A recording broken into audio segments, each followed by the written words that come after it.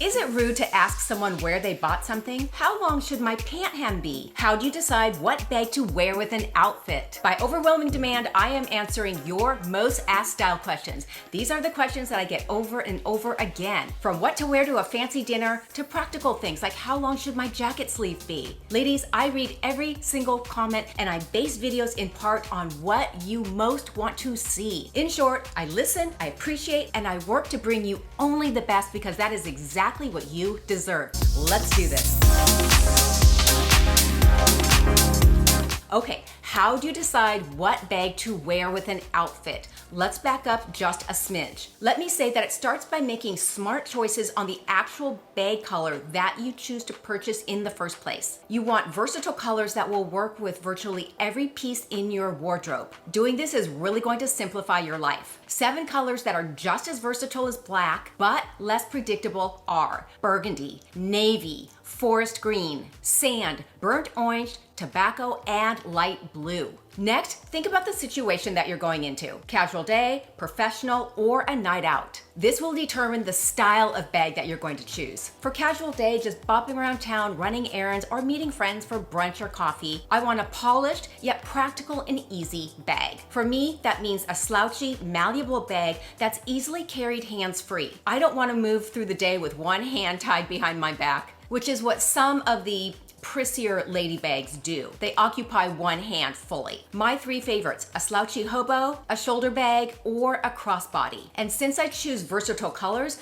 I know that whatever style I choose is going to work perfectly with any outfit in my closet. Now it's just about what feels good for that day. Professionally, I always opt for a simple, streamlined, structured bag. Keeping it structured versus a malleable hobo to me reads game on, whereas a slouchy hobo, while super cool, is more casual, relaxed, laid back. I also steer clear of too much branding really on any bag, but especially for my professional bags. I want to keep it clean and simple, never overly branded. You want the focus to be on you, your skill set, what you offer, what you bring to the table, and too much branding feels frivolous and it detracts from you. For a night out, I choose to either highlight my outfit or the bag. If I'm wearing a statement outfit, I let that stand on its own and I choose a more simplistic bag that doesn't detract from the outfit. This is usually a black, a nude, or a simple metallic gold or silver bag. For a statement bag, I do just the opposite. I let the bag take center stage and I choose a more simplified, subdued outfit. I avoid sequin, fringe, crystals, embellishment, anything like that on my outfit, and I leave that for the bag. So when I walk into a room, you see the gorgeous bag and you see kind of a classic subdued outfit. For a night out, I never, ever carry a day bag. Unless you're going to an early casual dinner, that's an exception. But if you're going for a night out, game on with the girlfriends, you want to carry an evening clutch. Carrying a day bag or a shoulder bag with a beautiful outfit is just, you don't do that. To be clear, it is not about spending a ton of money on a fancy evening bag, unless of course you want to. It's just about pairing the appropriate style for the occasion. The next question I get quite a bit: how long should the hem on my pants be? Okay, it depends on the leg style, and I'm going to give you 3 very concrete answers. For a wide leg or a flared leg pant, you want to see the top of your shoe and leave a portion of the heel and toe exposed, just enough to make it clear that you have feet. Your pants should fall about ½ an inch from the floor, whether you're in heels or flats. Which brings me to the next question. No, you cannot wear the same length with both heels and flats. You kind of have to pick one, or well, no, not kind of. You have to pick one or the other and then commit to it. When I take pants in to be hemmed, I've already determined if I'm going to wear this pant with a heel or a flat, and then I hem it accordingly. If I'm really not sure, I have it hemmed for a heel first, and then I'll take it back to the tailor and have them take it up a little so that I can wear it with a flat. Number 2, a straight leg pant. A straight leg pant is usually hemmed without a break at the bottom. That means no longer than the top of your arch. The higher the heel, the more your foot is going to angle slightly downward, allowing for a bit of a longer hem. And remember, straight pants are always going to look sloppy if they're puddled or pooled at the bottom. So you want to make sure that they come just to the top of your arch so you have a nice, clean, long line without any puddling. Finally, the skinny pant. Hem your skinny leg pant short enough to see your ankle, specifically the narrowest part of your ankle, which of course is the most flattering. If your pant stops mid-ankle bone, your ankles look thicker, Go slightly above where it's a little thinner. That's going to be better. The best thing about a skinny pant is that unlike other leg styles, the same hem on a skinny pant works for both flats and heels. So that's going to be a lot more versatile. 3, where should the sleeve on a long sleeve shirt hit? Good question. Right below the wristband or where the end of your wrist meets the beginning of your hand. That's exactly where your long sleeve shirt should fall. What about a jacket? Above your wrists, never past the heel of your palm. The jacket sleeve should always allow 1/2 inch of your shirt cuff to show. Oh, I love this one. Is it rude to ask someone where they bought something if I really like it? All right, for me personally, when someone says, "Where did you buy that?" I take it as a compliment. If it offended me, I'm kind of in the wrong business, right? However, outside of YouTube, it's more tasteful to ask very discreetly in a one-on-one situation. If the person seems approachable, I'll say something as simple as, "I love your jacket, it looks amazing." If she seems receptive and I really would love to buy one myself, I might lower my voice and say, "Do you mind if I ask where you got it?" I wouldn't, however, ask somebody in front of a large group. That can kind of read a bit awkward. Can I ask how much it was? With the exception of our YouTube community, which is part of what we do, no, no, no, oh, and no. It is extremely distasteful to ask somebody how much something was. Unless it is a very good friend of yours and you know she doesn't care, then that's your own business. Otherwise, it's very distasteful. The most I'd ever ask is where she purchased it, and if she seemed open and friendly, I might say, "Do you mind if I ask the brand name? I'd really love to get one for myself." That's enough for me to figure out how much it is. What shoes do I wear to a black tie or a white tie party? Good question. Unless you absolutely cannot wear a heel, a heeled evening shoe is what you wear to either one. Hard stop. Think satin, silk, pretty embellishments, elegance, class, refinement. Wear the height with which you are most comfortable, whether that is a kitten heel or a 4-inch stiletto. You need to be able to walk confidently, comfortably, and feel good all night. If you absolutely cannot wear a heel, it needs to be a fancy flat. Think embellished and or metallic ballet flats with a pointy toe, which gives a little extra length and elegance with pretty little crystals embellishments that goes with your dress. That's going to be the best option. Not appropriate for a black or white tie under any circumstances. A wedge heel, boots of any kind, including ankle boots, and obviously sneakers or loafers. This is good too.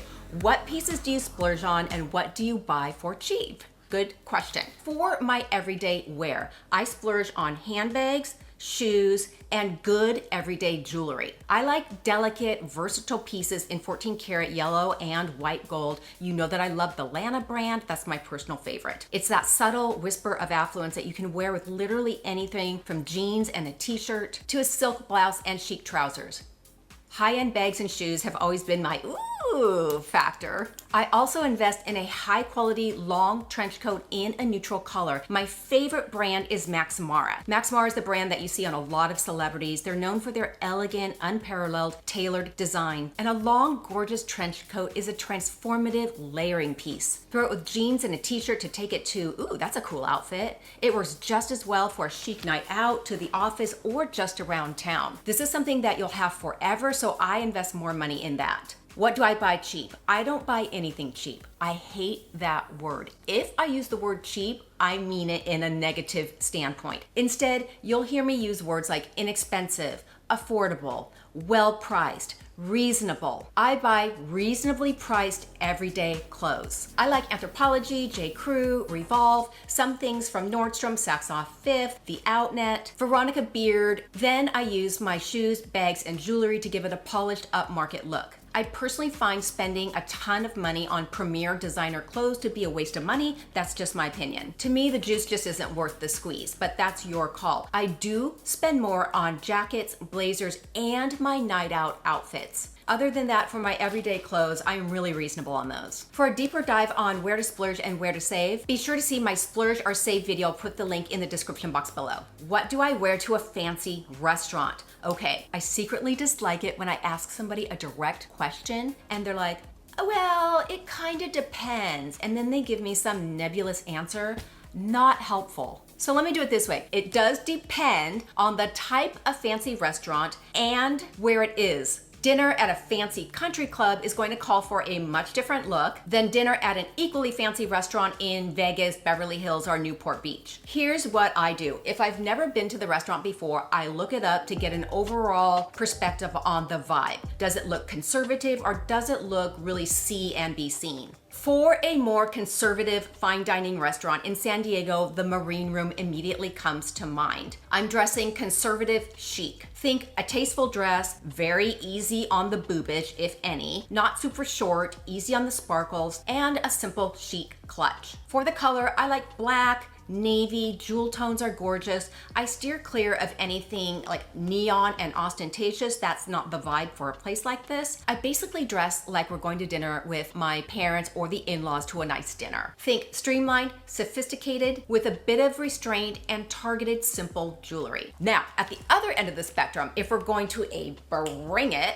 cool hotspot, equally fancy restaurant, I'm thinking Vegas, Beverly Hills, Newport Beach, Hollywood. There's a lot more latitude in terms of what you can get away with. So for me, I go all out. I love sparkle, sequin, beads, jeweled pieces. Love, love, love. A little shorter on the skirt if you like. I like. Of course, there are your standard dresses and skirts. I've also done a black sequin short. It was a high cinched waist, pleated relaxed fit. I wore an off-the-shoulder top, ankle boots, and a sparkly statement clutch. Whatever I wear has to be comfortable to walk and sit in. I always go super easy on the boobage.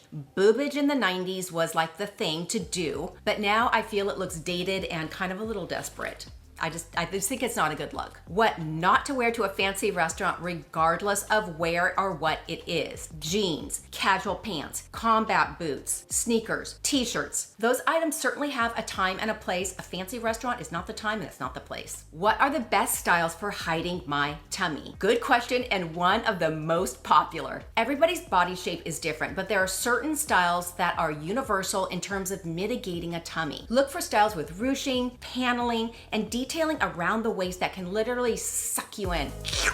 Dresses with a belt or a tie waist like a wrap dress is universally flattering on every body shape. It helps to not only define the waist, but it removes the focus from the tummy area, taking it to other flattering areas like your chest or your face. For a deep dive into the most flattering styles for apple, pear, rectangle, and hourglass, see those video links in the description box. I got you, girl. Is it worth it to buy a designer bag? Okay. To my 20-year-old self, I say this. If it puts you into debt, no. If there's no money left to put in the Gucci, no. The brutal truth, ladies, I spent all of my 20s paying off expensive bags and shoes that I charged and could not afford, instead of putting that money into savings. My bad. Don't do that. That being said, what you do with your money ain't nobody's business but yours. But if the question is whether a $4,000 designer bag is of measurably higher quality than a well-made $500 bag, the answer is probably not. With designer bags, you're really buying the dream. You're buying the branding. It doesn't necessarily mean that it's measurably better. There are plenty of affordable, high-quality options that look great and aren't going to break the bank. That being said, if you're like me and you really love and covet a particular designer bag, it is worth it to you, and that's all that matters. To simplify your life, ladies, there are 7 handbag colors that are just as versatile as black, but a little less predictable. In other words, cooler, a little more chic, a little more sophisticated. They will go with everything in your closet. If you want to see all of the colors along with affordable bag options, you're not going to want to miss my next video. 7 bag colors that go with absolutely everything. Have a great weekend, ladies, and I will see you next week.